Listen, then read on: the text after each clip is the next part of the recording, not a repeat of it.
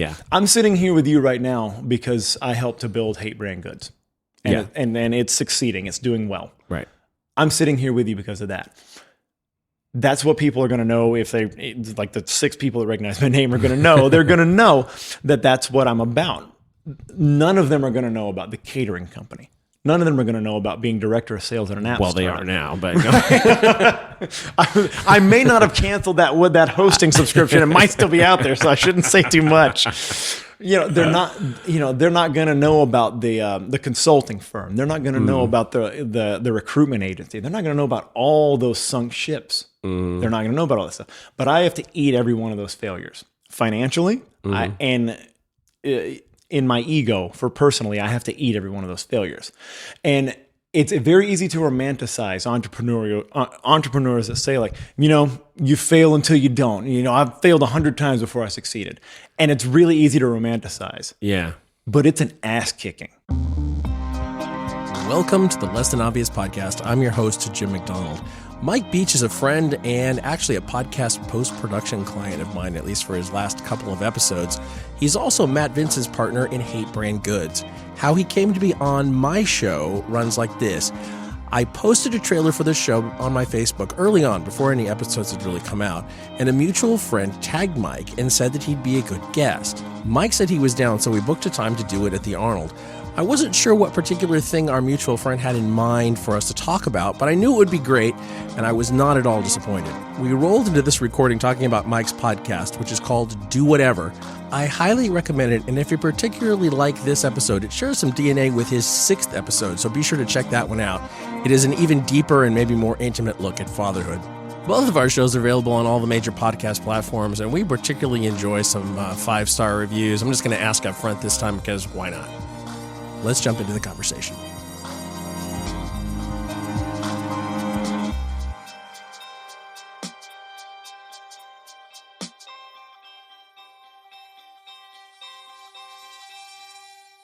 In the world are doing it that way. I also have a great deal of respect for people that can present a well-researched topic on their own. And that's something, so I decided like, you know what? I'm into a lot of stuff. I like a lot of different things. So instead of just trying to crank out an interesting conversation every once in a while, because that's being done very well, especially by my business partner. He's doing a really good job of that. Yeah. So I'm gonna deep dive on topics. I'm gonna find some things that I'm into. I'm gonna deep dive on those topics and really get into them and present that almost like a research paper, almost like a seminar. Right. Present that to somebody. I'm trying to think of, like Dan Carlin does, like same kind of thing. Like really present it, really get you a little bit deeper. And I can't even purport to get anywhere as close as where that guy does in terms of depth. Right. But I think that's interesting because I really think most people worth their salt intellectually, or at least trying to expand their own horizons, they are into a million different things if we're honest with ourselves. I think a lot of people, there's an obsession with specialization. There's an obsession with becoming an elite level or a high level on a single thing and single-mindedness. And there's an obsession with that because it can be effective. Single-mindedness at the expense of other things can be extremely effective. But I also think there is a lot of beauty, and I think there is a lot of growth potential in the idea of just do what comes to you. Find things that you are interested in and find things that fascinate you and chase them. You don't have to chase them for years. You can chase them for months. You can chase them for weeks. You can chase them late night on YouTube for a couple of hours. Right, yeah. Indulge yourself in those things, because I would rather, my goal has always been to never, my final goal in my life is to not be in a situation where I'm completely unprepared and I don't know what I'm talking about. I don't like that feeling. And on the same token, I like the feeling of getting into something and realizing I don't know about it. That feeling, it's just like, we've both lifted plenty of weights in our life. And we've both been around sports, and getting into a new movement or getting to a certain level or training in a certain gym, and realizing that you're out of your element.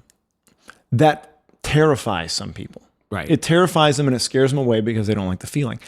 I think other people relish that feeling. I relish that feeling. I like knowing I'm the worst in the room. I like knowing that, I'm bad at this. There's nowhere to go but up. Exactly. That means like, okay, now I've got something to do. Yeah. Now I've got something fun to do. Now I get to find out what's at the next level of this. Because once you figure out what you don't know, or what you suck at, then you can start figuring out, okay, where are the pieces? Because I'm looking at somebody across the room who's fantastic, who's a great lifter, who's a great fighter, who's a great thinker. I can see across the room, I can see they can get there. So there are pieces in place.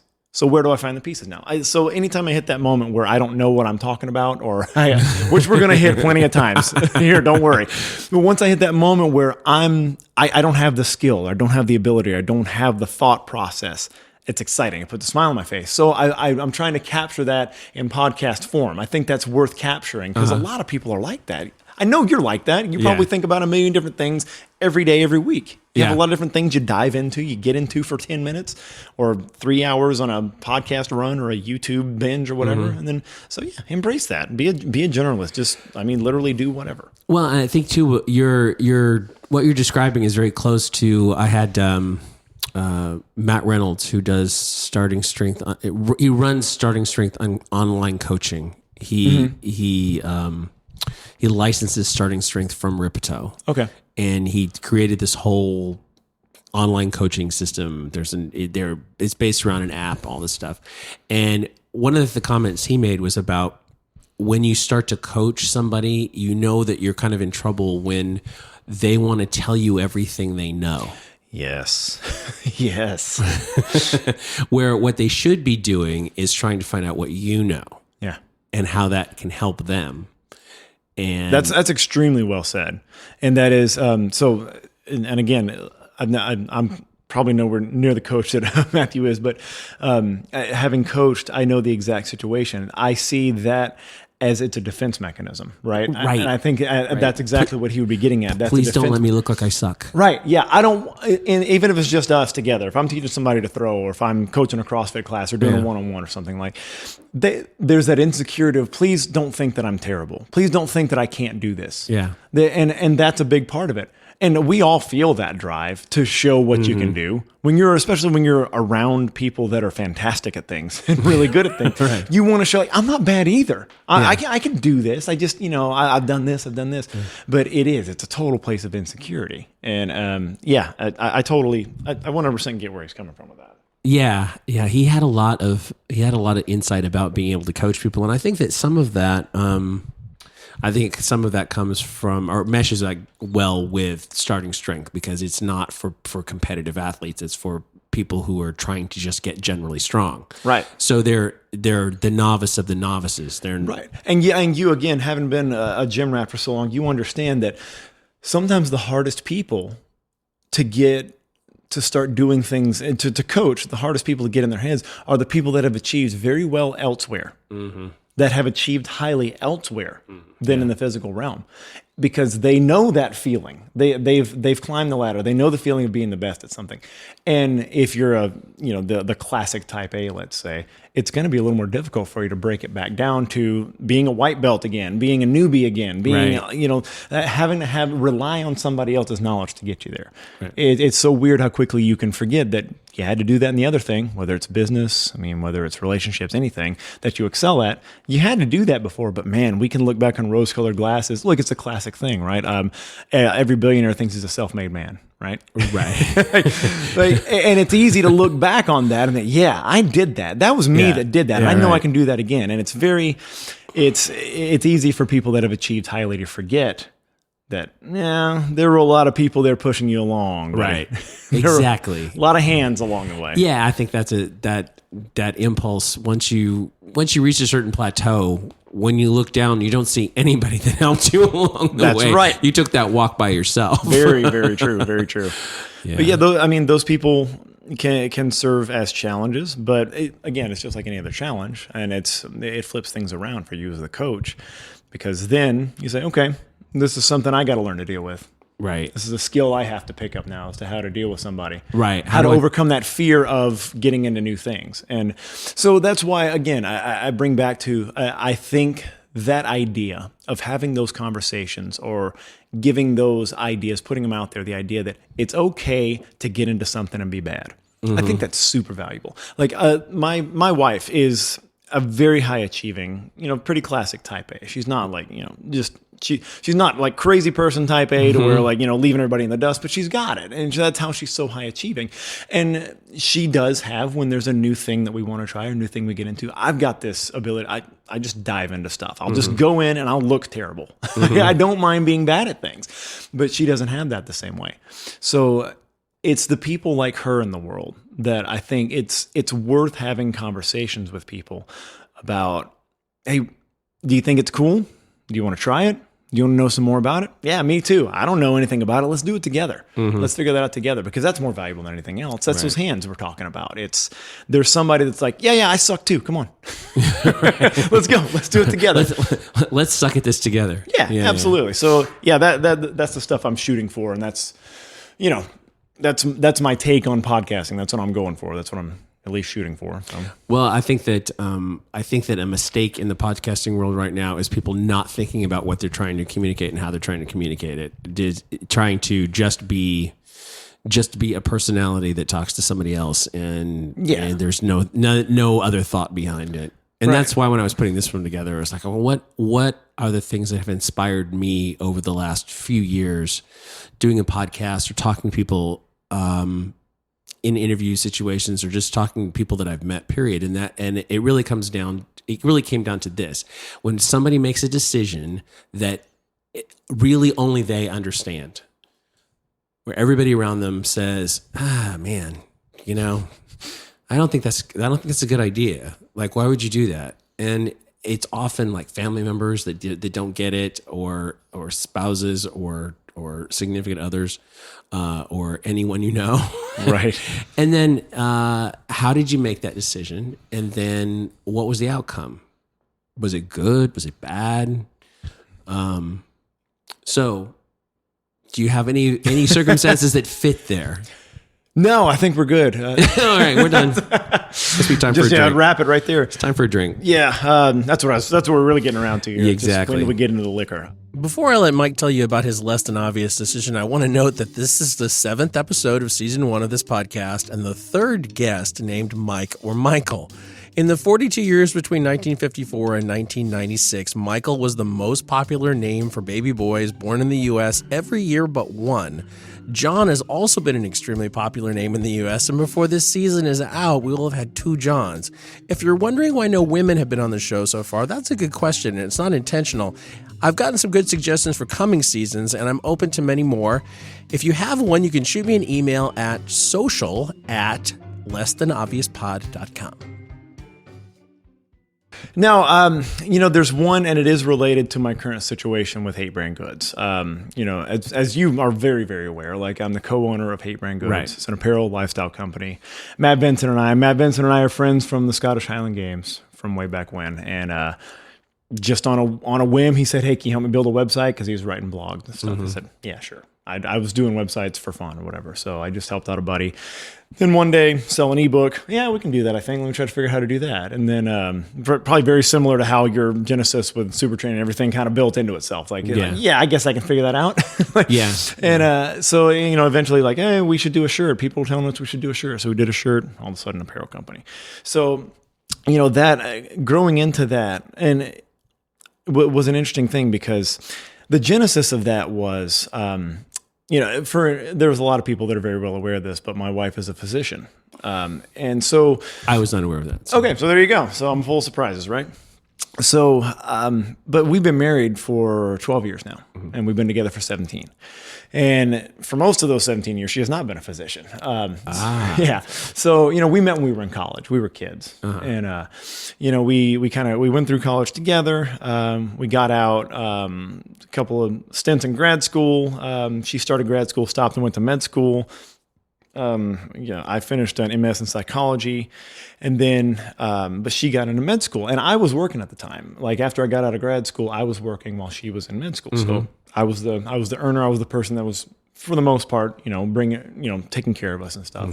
And I was on a good career track. I was in human resources management, in the healthcare sector. Like I was, things were moving well. And we hit this point where, now this isn't the point, believe it or not, but I was doing well at my job, and it was getting to the point where there were like, on the national level in this company I was with, what role am I going to be in, where am I going to be moved, all that kind of stuff.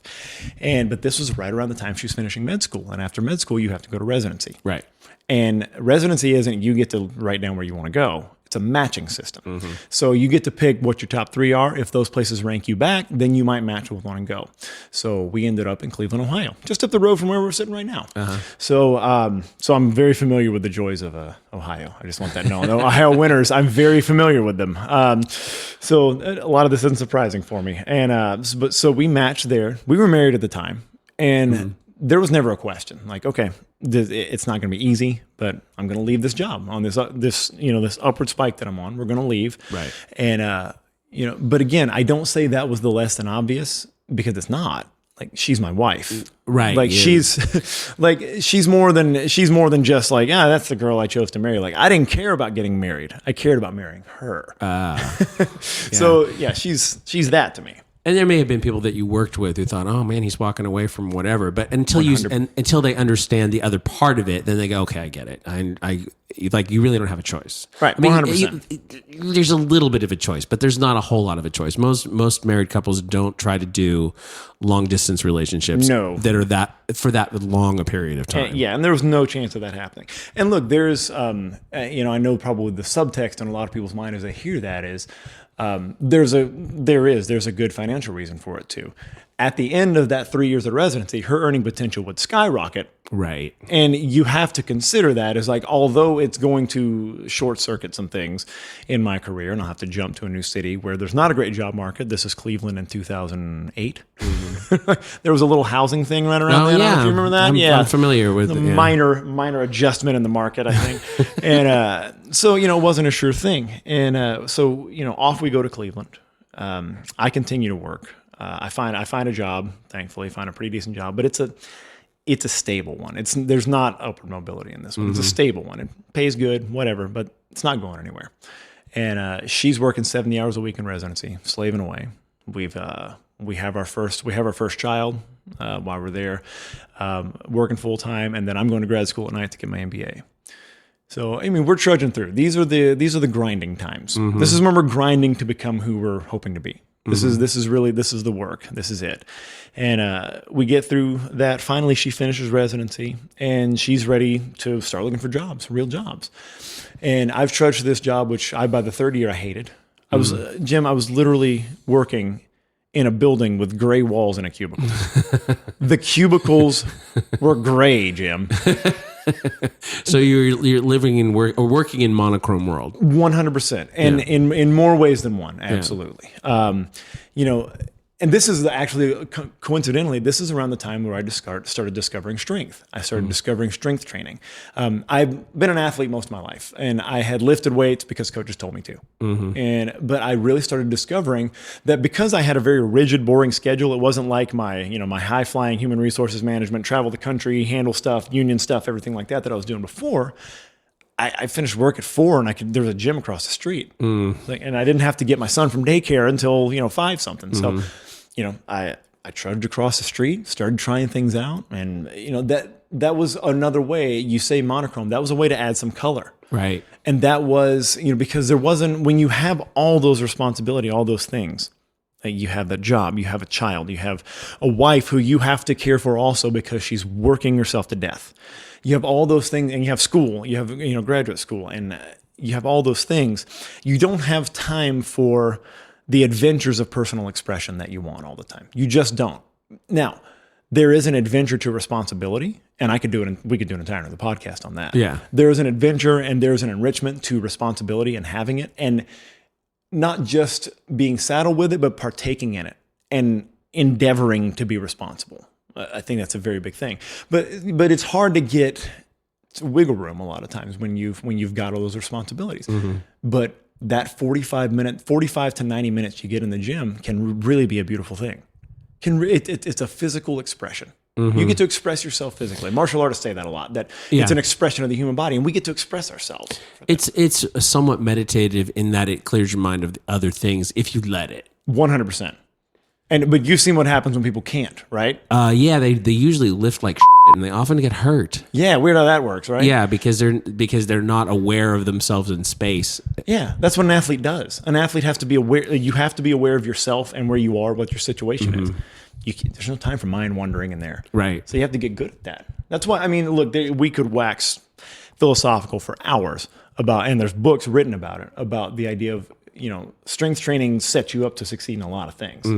Getting strong helps you to succeed in a lot of things. And I 100% believe that. It teaches you, especially if you've never played sports before, or you've never competed in anything in a high level, the weight room is a place where you have to learn to take singular focus and attention to detail. In what you're doing. You have to be aware of what's happening to you, or you get in trouble. It's like you said. An interesting thing is I was not an athlete of any kind before I started powerlifting, and I didn't start until I was over 40. Wow. Which was a challenge in and of itself. But it was really cool. We talk about powerlifting as being you're only competing against yourself or whatever. Well, that's not entirely true. Right. I didn't have competition a lot of times, because even if I registered as an open lifter, I'd get into the masters category because they wouldn't have very many. Wouldn't have the guys, right? So they'd want to fill it out that way, and I had a lot of medals and crap that I don't feel like I deserved or earned at all, because First place out of one, first place out of one or two, and number two was 65 or 70 years old. But still, you don't want to suck. Yeah, you don't, right? You really don't want to suck in a situation that looks like an organized competition, let alone being in the gym and being with people some of whom are at a similar strength level to you. Right. But yeah, there's ego involved in that, and you're a liar if you say it isn't. Yeah. Yeah, you're not being honest with yourself. So yeah, the gym became that place for the personal expression. And when my wife finished in Cleveland, and we made the decision pretty much 18 months in that we didn't want to live in Cleveland anymore. It's a lot of snow. Lovely people. Understandable. A lot of snow. We're Texans. That's we accepted that. So we actually came back to Texas. She accepted a job here, and this is where the less than obvious comes from, because I was set up pretty well. I maintained a good employment history. I was coming back to the state where I'd worked previously. I was coming back to where I had a lot of network connections. I had friends that were in the healthcare industry that had moved up since I had left, and they were willing to open doors. And all those sort of things to get back into that world, to get back into the corporate world, the corporate grind. In those days, I'm going to date myself, but BlackBerry on the hip, tucked in Oxford shirts and gray pants and stuff, shiny shoes, those guys. Right? Yeah. I was real good at being one of those guys. And we looked at the dollar signs. We looked at obviously her earning potential is going up, and then if I get back on track. You add that back, you do the dollar signs. We want to continue to have kids. Like, man, that could be something. Like, we could really be something. Like, we could be a healthcare power couple. We could go there. And my wife saw, though, that job in Cleveland, the soulless gray job, did something to me. And there were twinges coming in of never again. There were twinges coming of that. Now, my situation afforded me the idea that I could start tickling with the idea of never again, that I could ask, what if I didn't? Because she had gotten to here, here. Like she had slaved away for 3 years, like taking years off her life, working so hard to get us there. So I started the idea of, what if I didn't? Like, what if I found other ways to contribute? What if there was another path for me to do this? What if, maybe we can make our own lane here?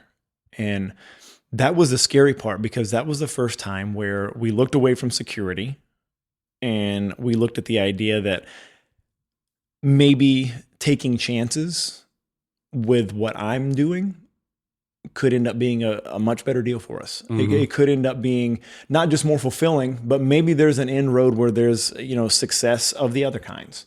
But the place where we both wanted to avoid, and this is why a companion, this is why partnership, this is why somebody who is your team, whether it's your spouse, your partner, your brother, sister, friend, having someone on your team is important, because they're not going to look at the dollar signs. They're not going to look at the logistics. They're going to look at, is this going to kill you Is this going to tear you apart? Are you going to be anywhere near happy when you do this? Now, again, we had the option to do that because we had somewhat of a safety net. And I talk a lot about that. I did a podcast with my friend Nick Bear recently where we talked a lot about the pitfalls of entrepreneurialism. And I make it a point anytime somebody wants to talk business and taking a chance and being an entrepreneur that Matt and I are a great example of, yes, we did our hustle and our grind hashtag or whatever. Matt had a full-time job while we started. Right. And then I was freelancing. I will get to that. And my wife was working. So the bills were paid and we were eating. So don't buy the hype that somebody just, started grinding up from nothing. It's very rare. Yeah. But anyway, that's another thought. But so getting to that point and realizing we came to the agreement that she was going to do what she was going to do. That career was set. And, she was happy with where she got, and she was in the specialty she wanted to be in. She had the job she liked. And I pitched the idea more or less, and I make it sound more compact now. It was a lot of conversations, but what if instead of the job and going back to that, what if I just took every chance that came at me?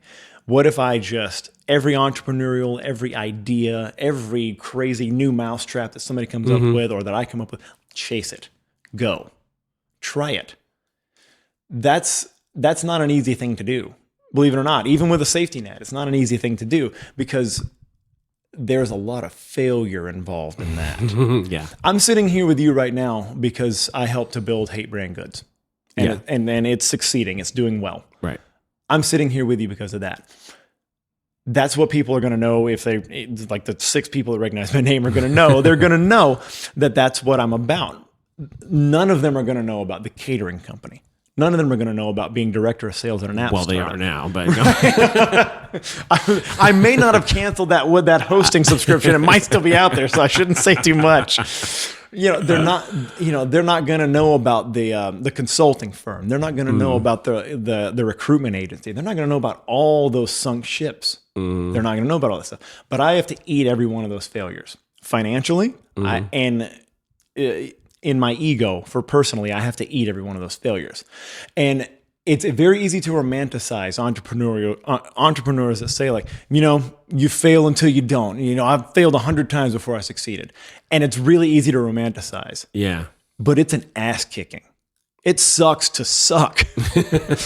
And so I talked about sucking at sports and sucking at, ideas or philosophical things, being not good at those. When you talk about and look, there are some cultural things tied to this that are so heavy, but a man that fails at earning, oh man. Yeah.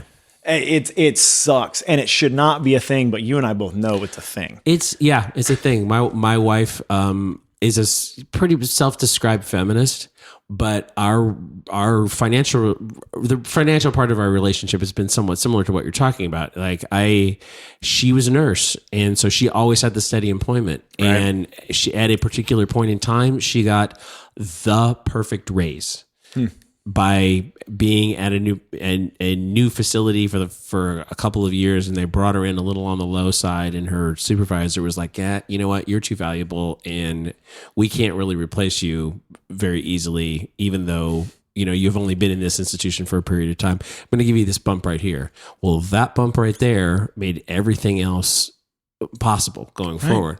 And I had a corporate job, and it sucked, and there was never anything certain about it.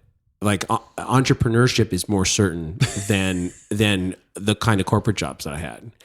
And for a period of time, I actually worked for an educational research company and that was unpredictable because the owner had some kind of mental disorder, personality disorder, something. Like the whole company was in therapy together at some point, which did not net anything good, right. Let's say. And so, she for most of our marriage has made more money than I have. And it's still a problem. And it has to be articulated at some time. You have to say, you know what? I'm just not going to match that. It's just not going to happen. Yes. Yeah. And maybe it's okay. And It's totally okay, man. It's becoming a new normal. And especially, it's funny that we both have, and I didn't even realize this, we both have wives in the healthcare field. Yeah. And the healthcare field is becoming dominated by women. Yep. And good. Yeah. Because hopefully some of that can be unraveled by, leveling a playing field and getting some different ideas on the table. Yeah. But it is okay. And it is all right because, we have 3 children now. And basically the agreement that we came to and what makes sense was no matter what ventures, no matter what things I'm chasing, dad is job one. Right. And that should be it for anybody because look, those are human beings that you made and you're responsible for making into better people. So that's job one. And that always came first. And that always and there was a while when all I was doing where I was trying to catch freelance web design jobs, graphic design jobs. I was not a good graphic designer, but there's like one thing in HVIII Brand Goods I designed like one time. And I think there's like 2 of them still for sale. So I know that feeling. It's not that you're good. It's that you're competent enough. And you know how bad you are. And you're aware. Yeah. You're aware how bad you are. And you're like, oh man, I would have to spend so much time to get to that level. And I just don't have it. But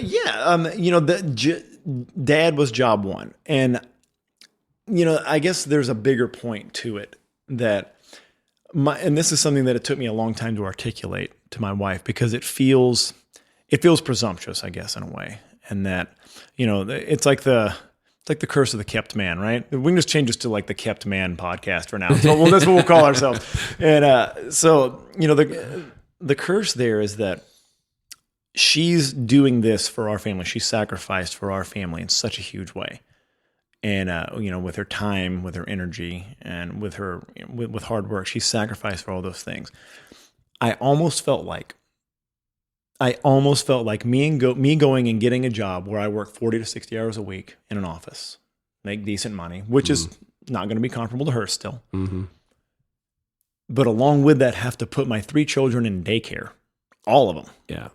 And which is, again, there's nothing wrong with putting your kids in daycare, but when you have the option to not. Yeah. So put all 3 of them in. I have to wake them up early every morning, and I have to take them and drop them off somewhere else. Not see him all day, and then not see him till see him for a couple hours before they go to bed at home most nights. I felt like me choosing that because it made me feel good and feel like an earner was a slap in her face. It's a slap in her face to say, you worked for this. Let's try to find a way to make it enjoyable. Let's try to find a way to make it not just enjoyable, constructive. Because how often is my 18-month-old going to be 18 months old? One time. Right. I get to see that one time. So do I want to spend it feeling good because I got a job and I get to wear a tie and I get to send emails and everything? No. Daycare can obviously be a necessary evil when both parents work. When my older son was a little over 2, he decided, however, that the daycare center that we had him attending was hell and he was never going back. We had just bought a house and I had taken the day off to try to get some painting done before we moved in. This was before cell phones and the house phone wasn't even turned on at this point, so it was a huge surprise when there was a knock on the door and there was my wife with my son, and she was saying he refused to go to the daycare center because big kids take my toys. He never went back to that center, and we ended up with an entirely different daycare situation that lasted for years after that. We both juggled our schedules around so that the kids were only in daycare a couple of hours a day, a couple of days a week. That doesn't mean that we're better parents than anybody else. It just means that we were lucky parents for even having that option. I do remember, though, that on that particular day, he put his greasy pizza-covered hand on the freshly painted wall more than once. I think the important thing is that your kids see you being industrious. It's not it's not going off to a particular job and being gone X number of hours, 10 hours a day or 12 hours a day or whatever. I had the issue when I had a corporate job that would get very obsessed with what I was doing there and the things that were going right, and particularly the things that were going wrong, and things I had no control over. And I had a very difficult time letting it go. I was like, well, you're never present. Like, we have dinner and you're not here with us, even though you're here. Right. And I was like, I don't know how to fix that. I don't know how to be different than I am. And the only thing I can do is change my situation. And we had 2 kids that had issues. We had a kid that ended up with a chronic headache disorder that lasted for 10 years. And we have another kid that has a couple of learning disabilities, one that was particularly troublesome, not anything that impeded his ability to anything that impeded his intelligence. It impeded his ability to perform tasks he didn't give a shit about. Right. Homework. Or he would do homework and he wouldn't put it away, or he wouldn't turn it in, and he had dysgraphia. He had sensory processing problems, all that kind of stuff. And the stability of having somebody at home, even though I wasn't necessarily the one that was making the biggest emotional contribution, because my wife is the ultimate mom. Yeah, she's a caregiver by nature, right? Yeah, exactly. She's a nurse for a reason, and boy, it took a long time to come to terms with the fact that I couldn't do the same things with the kids. All I could do is be there for them. Yeah, which is huge. Yeah, which is such a huge deal. And I love what you said about them seeing you be industrious, about seeing you strive at things. My son is 9 years old. It's just, of course, my kid is the brightest and smartest and best in the world. I'm sure all parents are going to agree on that. Right. But I'm getting to the point where I take him to things now. HVIII Brand Goods things. I take him, and I almost took him to the Arnold this time. It didn't work out very well this time with his baseball schedule and everything. But next year, there's going to be a point in which I want to bring him. I want him to see this. I don't want to show off to him. I'm going to be like, look what Daddy made. I don't want that. I want him to see that this is what it looks like. This is your father producing something, producing into the world, contributing somehow. And I want him to see the ugly. I want him to see the boring. I want him to see the exciting stuff too. I don't want him to say, look, there's Arnold. That part's cool too. But I want him to see, to understand that a lot of kids don't. Like you talked about, you go off to work, you disappear, and your kids don't really know what you're doing. They don't know what.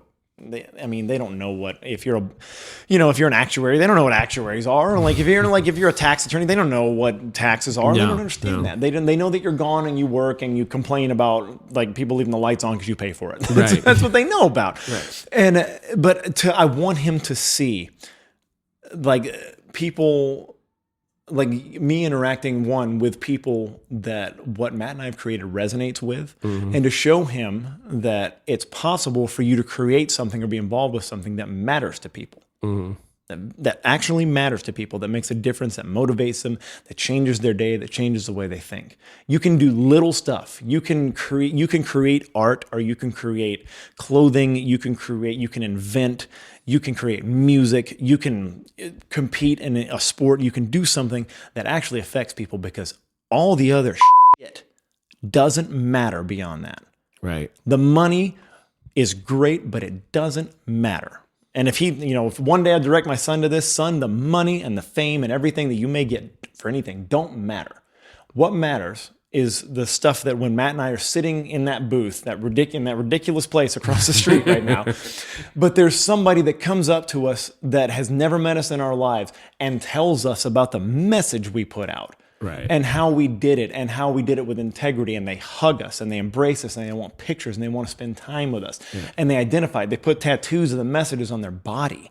That matters, because we've had conversations about this. That consciousness, that being together, is really all there actually is. The fact that we're all switched on and that the molecules all smashed together this way. Yeah. Some of them were buildings, but some of them became us. Yeah. Some became buildings, some became us. This is what we have, that shared experience that we're on and we're awake. And if I can, with what I do, show my children the continuation of the stuff that's me, if I can show them, you can make a difference in the other switched on monkey or the other switched on apes. You can make a difference in them for a minute. That's all there is. That's all you hold on to. I will not remember when I'm dead. I won't remember how much money Matt and I made. I won't remember how much we spent. I won't remember any of that. But I will remember my friend Coco coming and bringing snacks to us every year at the Arnold because she cares about our message. Right. That you get to take with you. Back in episode 2 of this season, I talked about the importance and power of brand story, creating that connection between a brand and its customers, giving them reasons to buy beyond the utility of, in this case, clothing themselves. In episode 3, Jacob Ross talked about relationship capital, which you can think of as a way to store and measure the goodwill associated with brand story. And what Mike is showing us here is a perfect example of how to create those things. If you can't muster the level of enthusiasm he has for the products that he and Matt create, you might not be cut out to be an entrepreneur. I have to say that like a lot of people reached out to me just through this most recent transition. A lot of, like, so many more people than I expected, and not, how do I want to say this? Some people at the that I consider to be kind of at the top levels of our industry, not necessarily from a money standpoint, but from a standing. Sure. And then just rank and file folks, just like people like you're describing, people that you're describing, that reached out and said, "Hey, I really appreciated what you did, and this is the thing that changed in my life because of it." Yeah. And like, and actually, the beginning of episode 1 of this podcast is me saying, "You guys, you had this in yourself. It was in you. And if anything inspired you, I feel awesome about that. I feel spectacular about it." But it was a right place, right time, right message, right feeling scenario.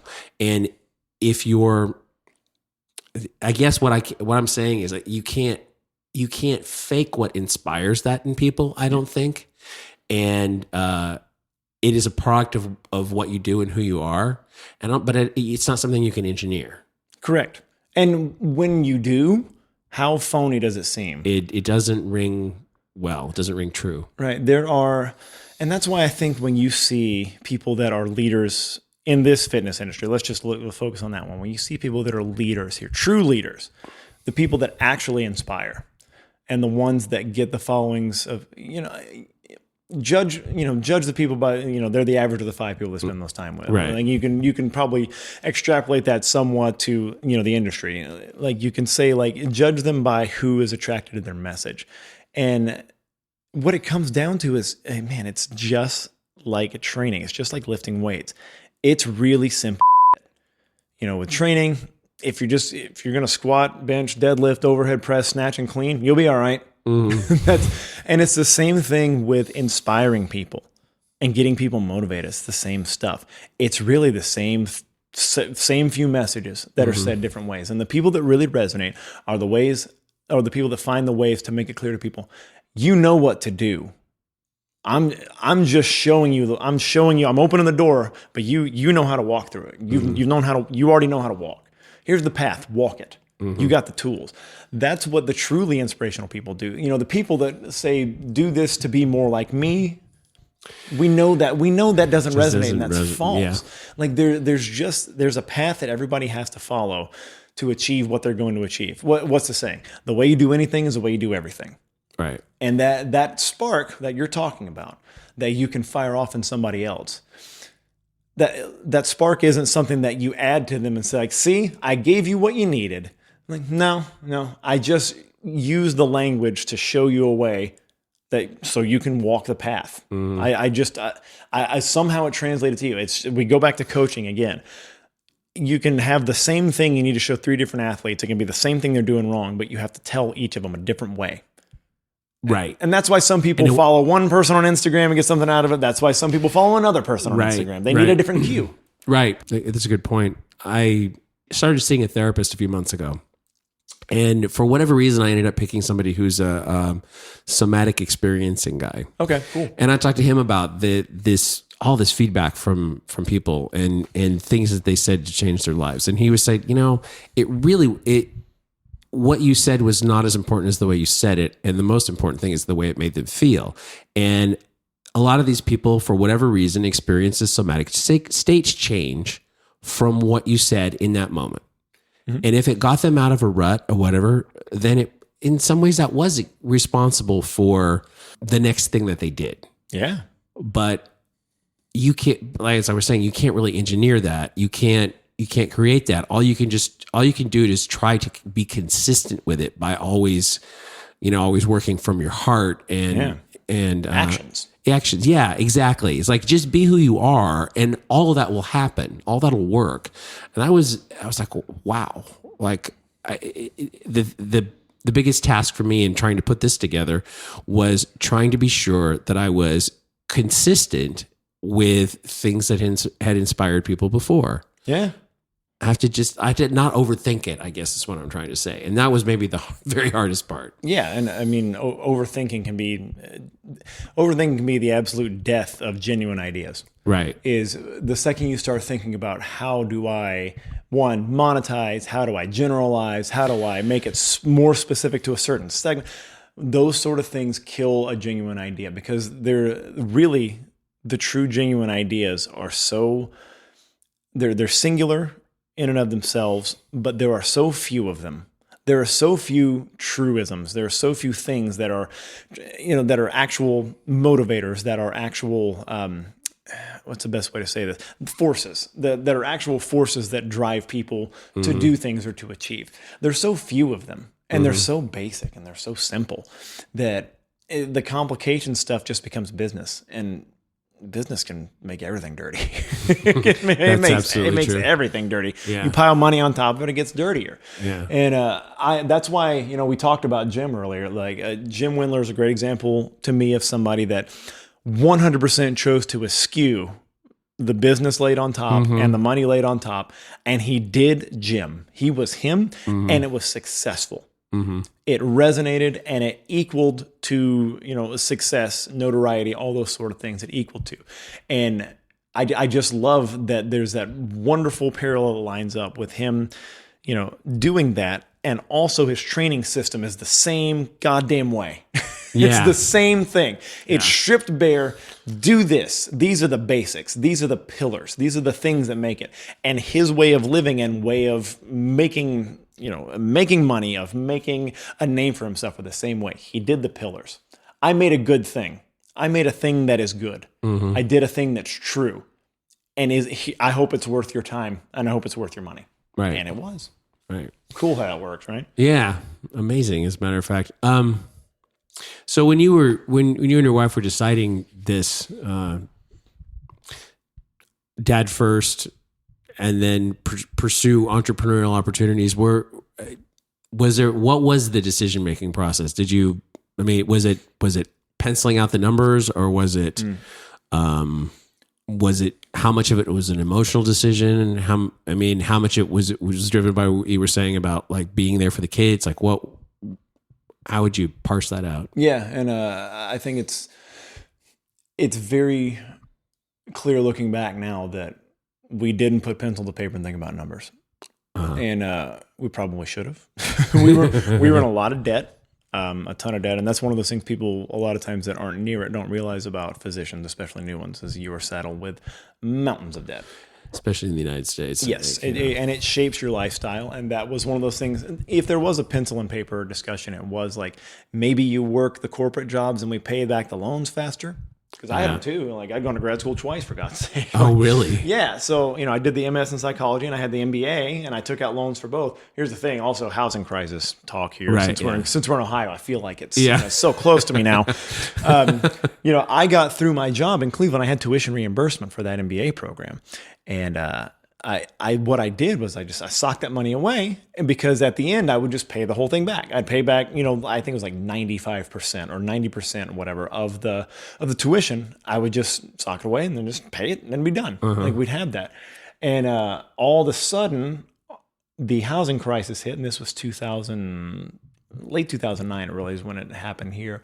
And when we came to sell our house starting late 2010, early 2011, the bottom had fallen out. And we took a $27,000 bath on the house that we were in Cleveland. We were like, we bought a modest house. Like, how bad could it get? Right. How much could that house go down in value? Right. About $27,000, Jim, is how far it can go down. So the bulk painful. of that money that I had socked away to pay for tuition and everything like that, went one into getting us out of the house, which we also had to take another loan for, and two, in getting us to move because we didn't have cash. While I don't know the particulars of the situation Mike and his wife were in at the time, I do want to comment that student debt is a big issue, particularly for medical school grads.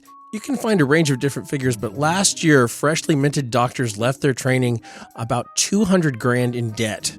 If you figure that it takes about 30 years to pay that back at about 7.5%, it's ultimately going to cost you over $500,000 to become a doctor by the time you've paid off your loans. Grad students in other subjects finish up with about $58,000 in loan debt, with about a quarter owing $100,000 or more. This is something that needs to be addressed. I don't know the solution, but it needs to be addressed. So yeah, we're saddled with debt, whatever. So yeah, there was some pen and paper figuring and everything, but really, I'm not going to lie to you. This is, and I understand it reeks of first world problems, and it sort of is. I understand, but it was, yes, the dad decision. I don't want to miss my children's childhood when I don't have to. Mm-hmm. There are so many people that have to, and I get it, and I appreciate the situation that I was in, that I had the choice to not work 2 jobs to try to keep things together. Now, if I'd have been doing that, we probably wouldn't have 3 kids. There you go. It might have been a different choice there. But, that was choice 1. The second choice really had to do with, do you believe you can do something? Do you believe you can make something? Mm-hmm. Can you turn it into something that is comparable or better, or at least as satisfying in some way? And the other thing that was important to me was, if I have to eventually put kids in childcare, is what I'm doing important enough to me that it's worth doing that? That was a big deal. And I'm sorry, human resources management wasn't it. It doesn't sound inspiring. I'm not sure exactly, like, I don't know where the inspiration would come from. I don't know what the goals would look like. It's like anything else, man. It becomes people. Yeah. You start to view, as a human resources person, and they're the most maligned people in the world. Everybody thinks they're the devil, and a lot of companies they are. But it becomes about human beings. Human resources people. The best way I can put it is, they're like the cops of the employment law world. Mm-hmm. They're the ground level people that have to enforce stuff on a day to day, and nobody likes them. And you become part counselor, therapist to people. You become all these sort of things. You become an advisor, all that sort of stuff. So that's where you find it. But is there a light somewhere that you're pushing towards? No, man. You're looking for the next raise. Right. Like there's just not. But it's what humans do, right? It's what soldiers on the battlefield do in what could be an ultimately pointless conflict. It's about the guy next to him. So, not to say that human resource management is like warfare, but it's just a human nature thing. It's something that we do. We make it about the people with us. You make it about the people you experience it with. So there was joy in that. I don't want to make it sound completely joyless. It wasn't all about EEOC compliance.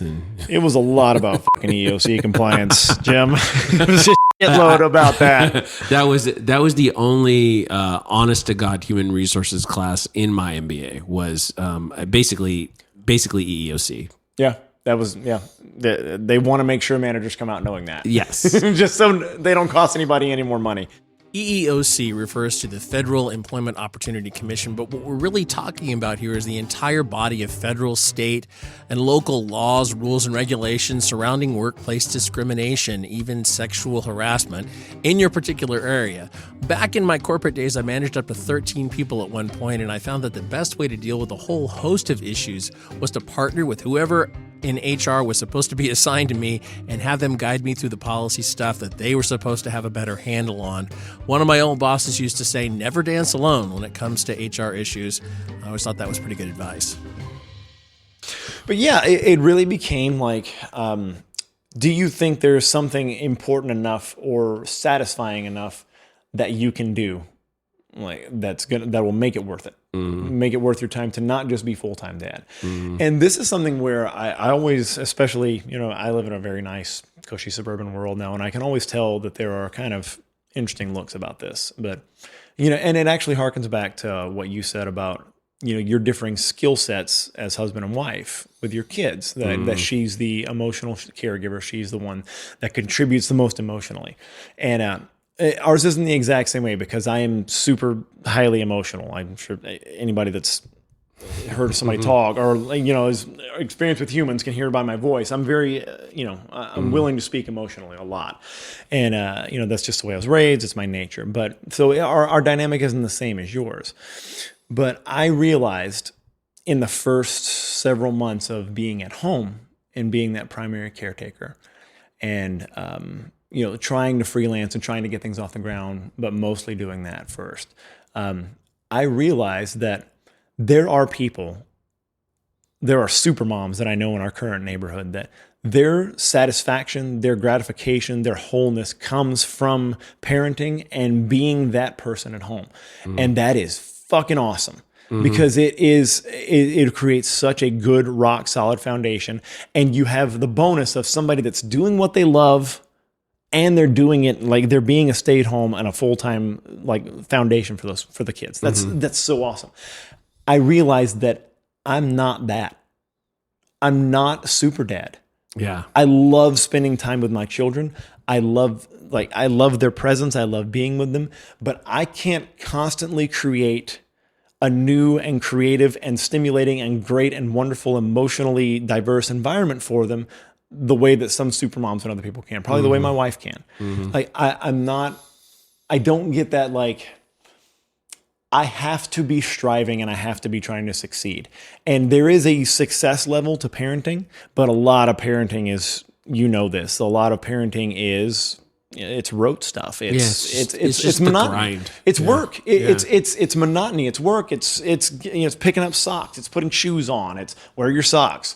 Like, put the lid on your cup. Don't use a new cup every time. Wear your socks. Do you have socks? Where are your socks? Like, it's mostly about socks in my house. So it's that kind of stuff. And like the inspirational moments are there and they come and the emotional wellspring is there and it gets tapped once in a while. But most of the work is not the kind of work that there's joy to be found in. And I know that could be sacrilegious. I understand that. And that's why I get the funny looks, in suburbia. I understand. But I realized that me staying home was not going to give me that same push, that same drive, that same satisfaction as striving to succeed in something that I'm making externally outside of my family. And you can go through the beating yourself up, feeling guilty because, oh God, man, how can I not be satisfied by that? I'm a terrible person. I don't care about my kids. And I did. You can beat yourself up thinking like, oh man, I need to be more, I need to have a little more emotional intelligence here and realize what I'm doing. Or you can accept that there are ways around. And this circles back to what we talked about, having kids see you strive and succeed. I feel like my presence is very important. And luckily, I work from home almost all the time, except for things like this. My presence is super important, but I think it's super important that they see, just like you said, that somebody is working and productive, that they're working towards something. And it's not more important than the mom who, does all the super mom stuff and like the Pinteresty stuff that makes the kids happy. It's not better. It's not different. It's not better. It's just different. It's my way. If I tried to be Pinterest dad and I tried to be that, it would be fake. Yeah, I think that's probably the most important thing, right? That you're saying. As long as you're hitting all the buttons that you're supposed to hit as a parent, if you were a loving caretaker and you're constantly concerned about your children's safety, but also their education, their growth, their experience, all that stuff, you pretty much got it covered. Yeah. Right. And if none of that is inspired, but all of it is more than competent, that's parenting. Right. And kids are humans. Let's just say human beings are incredible little machines. They're incredible machines. All human beings, children especially, are incredible in that. I mean, literally roses bloom in the concrete all the time in this world. Like people with no parents or shitty parents become amazing people. And so it's not, I think there's a cult of parenting. This could, again, we're getting deep in parenting conversation here, but like this is. I haven't had one for the show so far. So all right, good. We're just going right down this. I wear dad proudly. That's one of those things too, as a sidebar, I'll try not to lose the original thought there, but I don't hide from at all in this crazy shitstorm of fitness world and everything like that, because there are people that try to be fitness personalities or run companies in spite of that, or they try to not because the idea of like the wandering rogue and like the fun free loving fitness people that can work out whenever they want to, that's valued so much. And there's a lot of people that do that and they have families. And what the fuck you doing? It's like Matt is a fantastic example of somebody like, he and his wife Ashley don't have kids, and his wandering and his traveling and his explorations, they're genuine. Yeah. Because that's his path and that's what he chooses and that's what his direction and what he's based who he is on. he's not hiding anything from you. He's not, there's no 3 kids back at home. He's hiding from you to give an image. And I see that a lot. And, I've learned a good lesson from being with Matt. I went through my phases of, well, it'd be good if we had 2 guys that were kind of like that, but a little different. Maybe I can explore some. No, fuck that. I have 3 kids and I love it. I don't hide it. I'm a dad. So yeah, we're going to go deep on dad stuff here. But human beings, they are like I was saying, they're resilient and they're amazing. And there's a cult of parenting, especially in the United States, that we believe that all of our little micro decisions and all the things we do and the way their rooms are painted and what toys we pick and how much TV they watch is going to affect who they are and how productive they are. And it's just all bullshit. It's just like how we were talking before. Again, I'll go back to, if you can believe it, I'll go back to lifting weights, Jim. Okay. We'll bring you back home. It's the basics. It's the stuff you talked about. Do you love them? Yeah. Do you provide for them? Do you keep them safe? Do they feel securely attached to you? Mm-hmm. Those are the pillars, man. All the other stuff is just the minors. It's the little bitty stuff that doesn't matter. It's the accessory work. Like all those other things you want to do is like, those are tricep kickbacks or whatever. Like that's maybe the most meathead analogy I've ever made in my life. I want that documented, by the way. That is the most meathead thing I've ever said. But yeah, it's those pillars. It's those things. And the idea that you have to be ever present and ever on top and producing and making for them, it's not true. No. Like they, at some point, especially when they become 11 and 12 and they become little insane people, dude, let them see you do something. Let them see you become something so they don't think you're just some lame force in their life. Yeah, you don't have to spoon feed them the world. Yeah, perfectly said. And as an aside on Matt, he is a friend and we love him. I think that he is not a parent because he cannot imagine himself as a parent. He cannot muster the mental image of himself as a parent. Well, yeah, I mean that's fine. Yeah, and if that changes someday, that's fine too. Yeah, not everybody's born to this. Yeah, some of us are though. You probably for your whole life thought I want to have kids. No. Okay. No, and that's why I was almost trying to interject because it's an interesting point. Is that that's why one of the reasons I do have friends and I've been around people that when they're around people that do not have children for whatever reason, they feel the need to preach the lifestyle to them. They feel the need to but it's so like you'll understand me, blah, blah, blah, blah, all this. I ain't that guy because I was never like I'm never going to have kids kind of person. Mm-hmm. I just didn't think about it because I was too busy thinking about me. Like that's different. That's different than having a path and a vision for your life. That's a different thing. I was just selfish. I was just a turd. Like so, I got to that point, but that's the reason I wasn't indoctrinated in the idea of having kids. My parents, they kind of sucked. So that kind of happens where you see that and that'll set your attitude as that's not a priority to me because you've never actually seen somebody be great at it. Right. You've you've grown up with somebody that's like, well, you just seem fucking miserable. So, all right. But, I wasn't like a never childless kind of person, but you'll also never hear me proselytize to somebody about, when you have kids, you'll understand. Or fuck all that. The only thing I ever really say anymore is this. Have a plan for who's going to take care of you when you're old. Sure. If you're not planning to have kids, have a plan. Yeah, it gets sticky. Yeah, exactly. Because if there's no one, if you reach that point and there's nobody that you can count on, yeah, the outcomes are not as good. Right. Statistically, the outcomes are not as good. Yeah, it's very true. I mean, look, I keep calling us apes, and we are. We're social apes, man. We are our biology is built around it. I mean, we come in helpless and we go out helpless. Right. There's not a lot of things eating us before we're 50 anymore. No. So it does get ugly and it gets messy. So yeah, I'm 100% with you. That's just kind of good practice for how to kick off, how to get out of here. So do you have any insider advice for someone who's facing that kind of decision, the stay-at-home decision? Yeah. You do have to examine what your vision for your life was before. I think I had always had a general idea that I knew I wanted to make an impact somehow. I didn't just want to make money. Mm-hmm. And that's extremely vague. I understand that. I've never been super money driven. Mm-hmm. I'm not. I don't have expensive tastes. I default towards just don't get it. Like, I'm not super cheap, but I'm also not, it doesn't drive me. Money doesn't drive me. And that's funny. I say my parents sucked, but at least they got that into me, I guess. But I saw my parents get money and blow it so many times. Yeah. That it seemed like a temporary thing that sometimes just brought trouble. So, man, that going deep on my own stuff here. I'm gonna need a minute.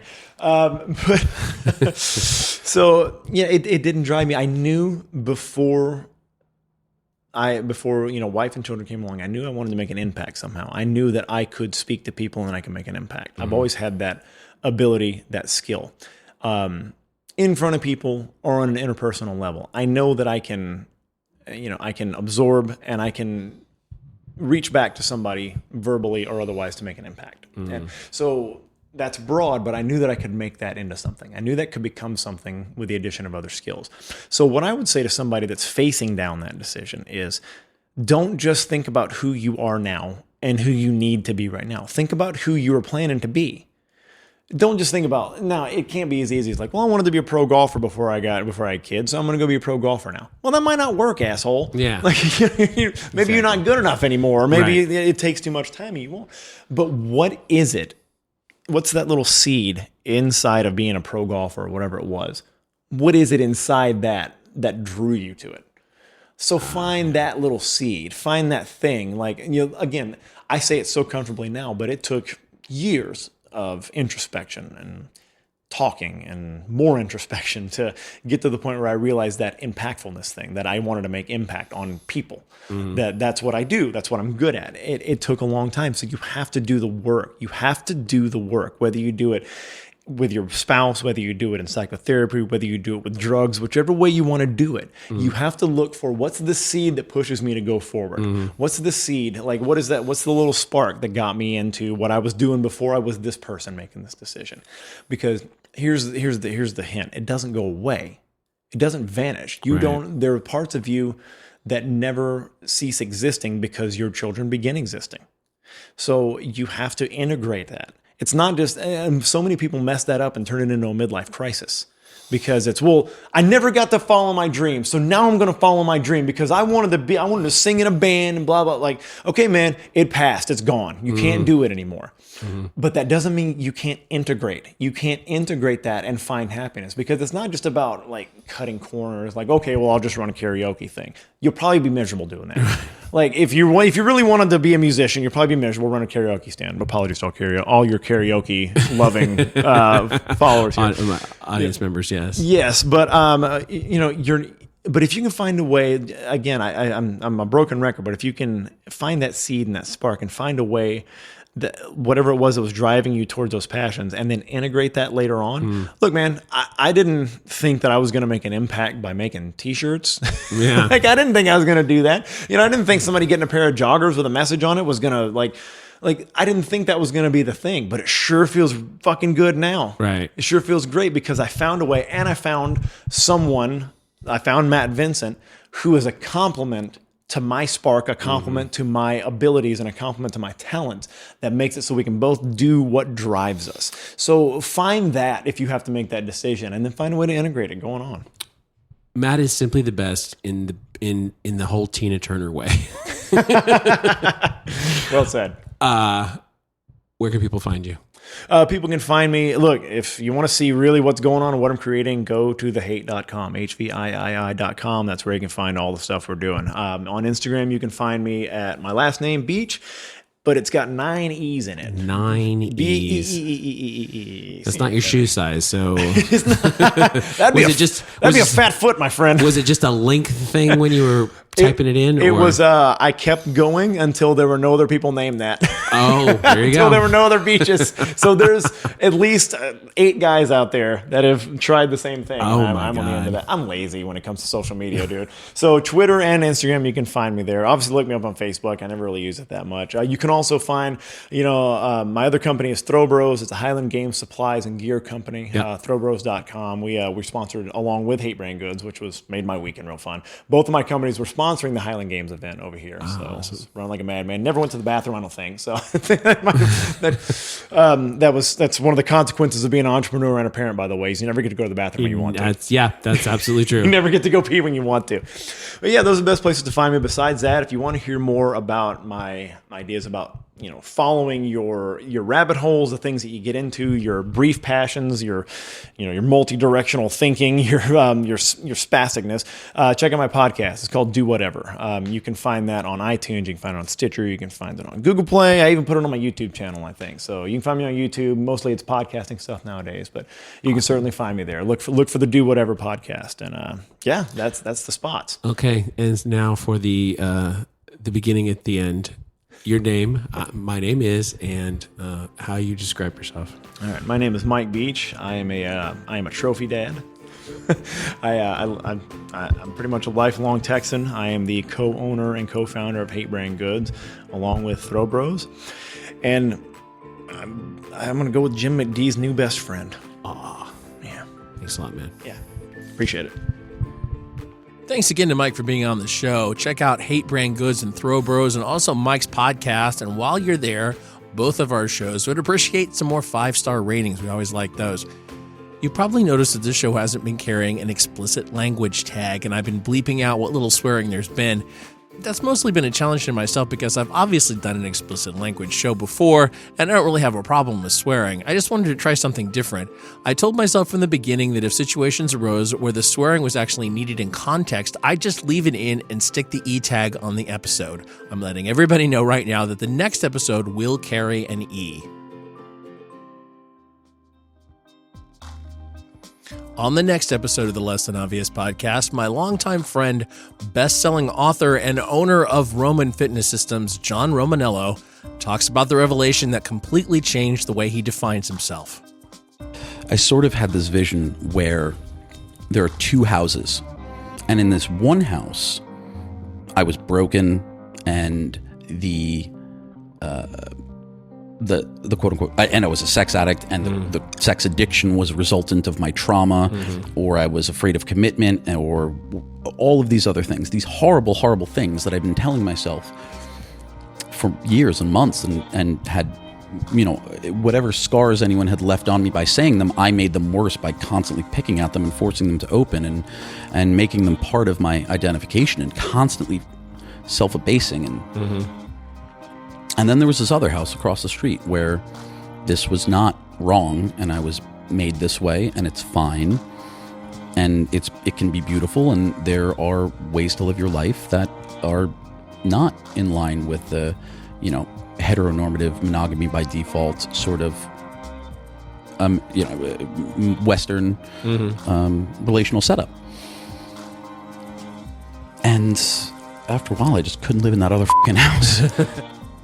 Join us for a conversation about mental health, relationships, and accepting yourself for who you really are.